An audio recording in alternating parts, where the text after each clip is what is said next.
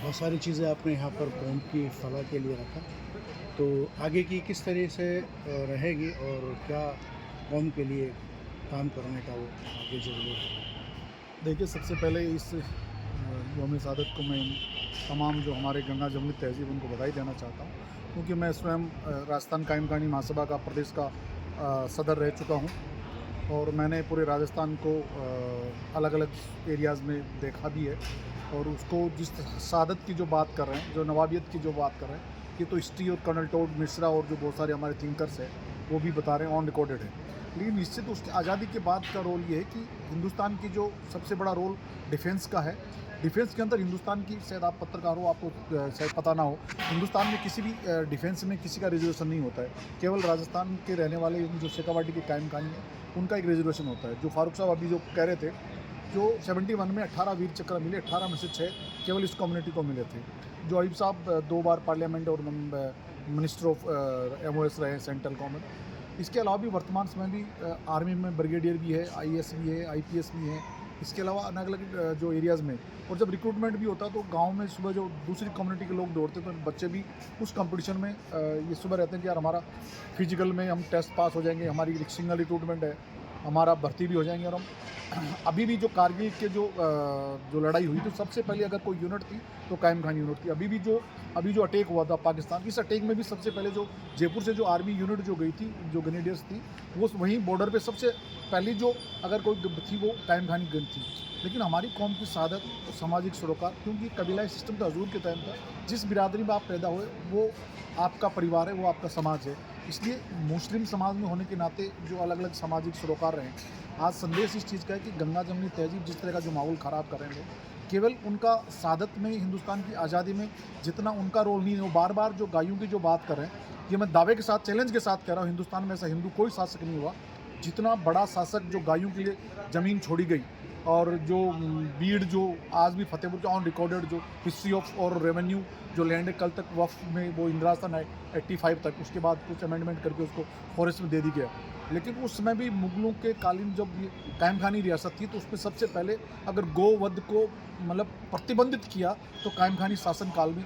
ये जिस तरह का जो रोल अदा कर रहे हैं, जिस तरह के जो झूठे जो जिस तरह कर रहे हैं, जो धार्मिक उन्माद की बात कर रहे हैं, इसमें इस चीज़ की जरूरत है कि जो मुगल के अलावा भी जो राजस्थान के जो छोटी रियासतों के नवाब रहे होंगे, कोई भी रहा होगा, जो मुसलमान जहाँ रह रहे हैं वो हिंदुस्तान के गंगा जमनी हर मुसलमान, हर दूसरे मज़हब के व्यक्ति के साथ सम्मानता की बात करता है, धार्मिक एकता और अखंडता की बात करते हैं। आज के समय में एजुकेशन की सख्त ज़रूरत है। अगर हम किसी समाज की बराबरी लाना चाहते हैं, हम बालक और बालिकाओं को एजुकेशन दें। हमारा हॉस्टल इंस्टीट्यूट बनना चाहिए, क्योंकि आजकल कुछ जब एडमिशन होता है तो वहाँ धार्मिक के नाम पे कहीं ना कहीं मुस्लिम बच्चों को रोक दिया जाता है। तो एक जैसे हमारे अभी जो चेयरमैन सिक्कर भी कह रहे थे, दूसरे लोग भी कह रहे हैं, एक बड़ा इंस्टीट्यूट होना चाहिए। अभी जैसे इकरा सिक्कर वालों के लोगों ने करीबन 150 लड़कियों का हॉस्टल बनाया, करीबन 150 से 200 लड़कियों का।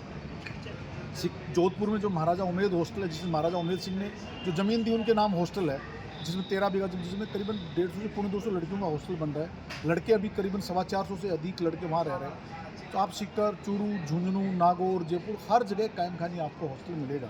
तो ये एक, क्योंकि ये कम्युनिटी रूरल बेसिस है, तो वहाँ हर बिरादरी का व्यक्ति जब पढ़ने जाता है, किसी मज़हब से ताल्लुक़ नहीं है, जब किसी दूसरे मज़हब की बच्ची पढ़ने जाती है तो वो कहते हैं कि मुस्लिम बच्ची क्यों नहीं जा सकती। वहाँ आर्मी में कर्नल भी है, तो डिफेंस सिविल सर्विसेज भी है, IPS भी है, मर्चेंट नेवी में भी है, नर्सिंग भी है। मतलब हर फील्ड में इस कम्युनिटी का आदमी मिलेगा। उनका टारगेट एक ही होता है कि हमारा इस्लाम, हमारा मज़हब, जो हमारे नबियों के बताए हुए रास्ते पे चलें, हम एक मोहब्बत का पैगाम दें। और वर्तमान समय के जो हालात है इसको मद्देनज़र रखते हुए जो अभी हमने जोटोड़े में कहा कि एक नया इंस्टीट्यूट बनना चाहिए, उसी का कारण है कि कोचिंग इंस्टीट्यूट बने।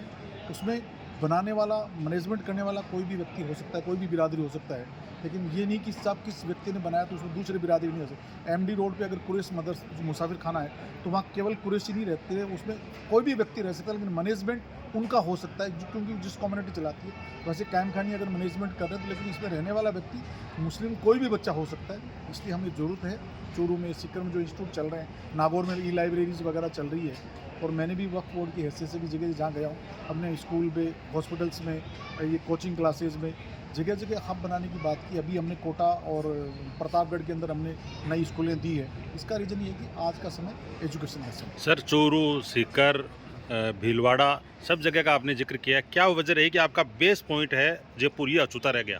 सर जयपुर के अंदर मैं आपको बता दूं, हमने 1000 गज ज़मीन हॉस्टल के लिए जो जोटवाड़ा हाजी कॉलोनी के ऊपर दरगाह है उसमें हमने 1000 गज ज़मीन भी दे दी, उसकी हॉस्टल की NOC भी दे दी।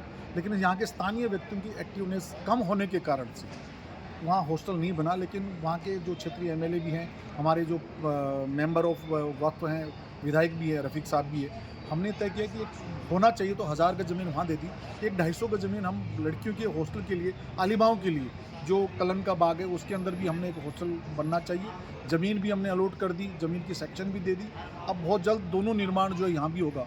हम उम्मीद करते हैं यहाँ और सिक्कर, चूरू में जैसे इंस्टीट्यूट बन चुका है, तो सिक्कर के अंदर हम बहुत जल्दी चाहते हैं बड़ा हर कम्युनिटी के जो जितने मुस्लिम बिरादरियाँ हैं उनको एक बड़ी ज़मीन है जिसमें से सब पूरी मुस्लिम कम्युनिटी के हर बिरादरी के लोगों को थोड़ी थोड़ी ज़मीन मिले, जिसमें उनका इंस्टीट्यूट बने, उनका सामाजिक, चाहे वो शादी ब्याह का बनाए, उनकी बिरादरी के नाम पे पंचायत बनाए। लेकिन वफ़ की ज़मीन का हिफाजत का रीज़न ये कि हो सकता है कि उसमें हर बिरादरी की भागीदारी होगी तो निश्चित रूप से वफ़ भी बचेगा। वफ़ की वर्तमान हालात को देखते कायम खानी महासभा के संगठन को खड़ा करने की बात हुई है, आप अध्यक्ष रहे हैं, क्या हम तो रहेगा यही आगे, चाहते हैं आपका कि क्या रोल कायम रहेगा? हाँ, खानी महासभा के संगठन में कुछ लोग कहीं ना कहीं किसी चीज़ का रोड़ा अटकाते हैं। हम चाहते हैं कि कम्युनिटी के तमाम लोग इस जाजम पे आएँ, बैठें और हम इस कम्युनिटी को आगे बढ़ाएंगे तो कम्युनिटी निश्चित रूप से आगे बढ़ेगी। चाहे रमज़ान खान जी हो, चाहे पहले और कोई जितने भी सदर रहें, मैं रहा हूँ, मेरे बाद और भी रहें, लेकिन हम चाहते हैं कि कम्युनिटी को अपना ईगो को छोड़ करके अगर कम्युनिटी में निश्चित रूप से अपने वो कहते हैं कि साहब जिस बात पे कायम है सो कायम कहानी। हम तो ये कहते हैं कि हमने तो अगर हमारे कागज़ इस कम्युनिटी का कोई भी एक छोटा सा से लेके बड़ा तक अगर ये लिख दिया खानू खां, तो मैं मान लूँगा कि मैंने साइन किए, मेरी सहमति है। लेकिन जो दूसरे लोग हैं जिस सहमति की बात करते हैं, क्या उनकी कौन गारंटी लेता है, कौन उनकी सहमति की बात करता है? अगर जिस दिन इस तरह की वो आदमी ईगो बुला करके हर आदमी और इस कम्युनिटी को, चाहे हम चाहते हैं इस कम्युनिटी को वापस जिंदा होना चाहिए। ये हमारे बुजुर्गों की संपत्ति है और बुजुर्गों की इस ऐतिहासिक संपत्ति को नष्ट नहीं होने देना चाहिए। Thank you sir, thank you very much.